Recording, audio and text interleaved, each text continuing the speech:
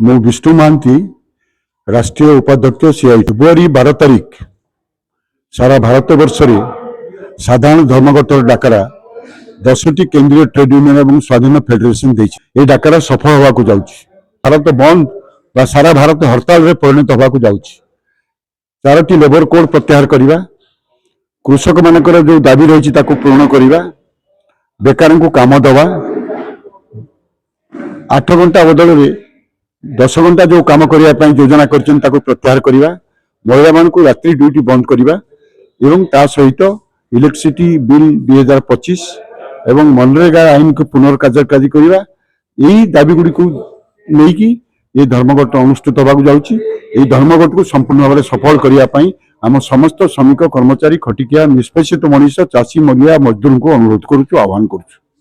Mahendra Parida general secretary AICC2 एवं संयुक्त किसान आज जो 12 तारीख बंद पर आम जो सांबादिक सम्मेलन कराई आगामी 12 तारीख रे संयुक्त किसान मोर्चा समर्थन रे केंद्रीय श्रमिक संगठन माने INTUC, AITUC, HMS, CITU, AICC2, AIUTUC, TUCC, LPF ओ स्वाधीन फेडरेशन माने बैंक बीमा और इलेक्ट्रिक से माने 14 दफा दाबी को लेकर आम धर्मघट को लौचु। तो आमको कांग्रेस और वामपंथी राजनीतिक दल माने समर्थन करुछंती, बीजेडी समर्थन करुची एवं गाँ ठू सहर पर्यंत से दिन पूरा ठप रहिबो। एवं जो श्रम कोड को चेंज कर नरेंद्र मोदी सरकार ताकू आम बारंबार 4 वर्ष धरिकी आंदोलन करी आसु लेबर कोड को रिपील करने जहाँ कॉर्पोरेट मान स्वार्थ में ये सरकार तैयारी करुच्ची, किंतु नरेंद्र मोदी सरकार से कथा शुणिले नहीं। नवेम्बर 21 तारीख रे जो आईन को कले आम ताको विरोध करुचु एवं आगामी दिन में जो 12 तारीख रे सफल हेबो। प्राय 30 कोटी श्रमिक राजरास्ता को ओह्लैबे, ओडिशा रे मध्यम प्राय 1.5 कोटी श्रमिक रास्ता को ओह्लैबे। सरकार न शुणुंदी आगामी दिन में समस्त प्रकार उत्पादन बंद करा जिवो एवं नरेंद्र मोदी सरकार से दायी रहिबे। मु मदन मोहन धर उपसभापति राज्य INTUC।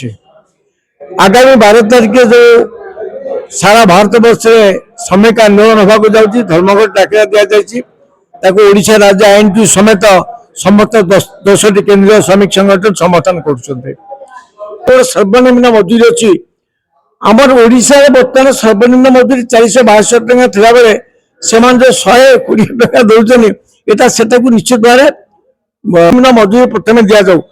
आमर भारत स्वास्थ्य बीमा योजना, आयुष्मान भारत स्वास्थ्य बीमा योजना केवल BPL कार्ड होल्डर मैंने बेनिफिट देवे, 90 कोटी लोक पाइबे नहीं, कारण 70 वर्ष ऊर्ध्व जो संख्या आम देश बहुत कम, परसेंटेज दे 15 ରୁ 20% हम। बाकी जो मैंने रही जो मान वार्षिक आय 60,000 टंकार अधिक से निवृत्त हिसाब करंतु ओडिशा रे 462 इंटू 24 इंटू बाहर कले एटा 1,05,000 टका अधिक होची। तो केही सर्वनिम्न मजूरी पाउतवा हिताधिकारी माने केबे आयुष्मान भारत सुविधा पाई योग्य हे परिबे नहीं। तेणु करी धर्मघट को आमे सर्व ओडिशावासी निवेदन करछु से माने आम सहयोग। डॉक्टर पूर्णचंद्र बेहरा उपसभापति AIUTC ओडिशा राज्य कमिटी।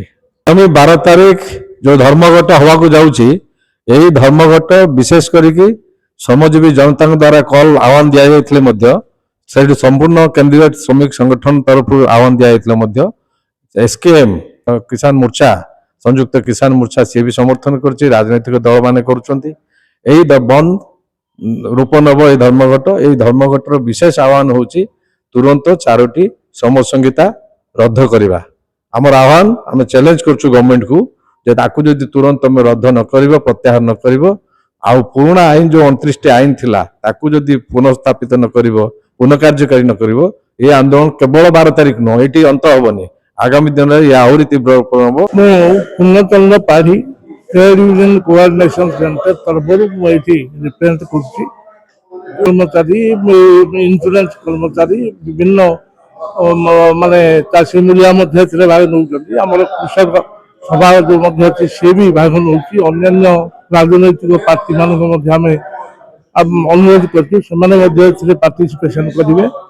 आमर सर्वोत्तोलन कर जनसाधारण को सचेतन करूँ प्रति जो अन्याय होपर जो व्यभिचार अत्याचार हो तार प्रतिरोध करने। श्री भुवनानंद महापात्र संपादक हिंद मजदूर सभा ओडिशा शाखा ये आसंता 12 फेब्रुआरी हेबाकु थिबा धर्मघट सफल करिया पई आज ये सांबादिक सम्मेलन आपण मानक माध्यम रे आमे समस्त को जणे देवा पई चाहूचु ए श्रमिक विरोधी बीजेपी सरकार पूर्वरु श्रमिक मानकर कल्याण पई श्रमिक मानकर सुरक्षा पई जो श्रम आईन थिला प्रथमे 44 श्रम आईन को 15 से उच्छेद करदेले बाकी जो 29 आईन थिला ताकू से 4 श्रम कोड रे परिणत कले जे कि ये संपूर्ण श्रमिक विरोधी श्रम कोड ता सारा ओडिशा रो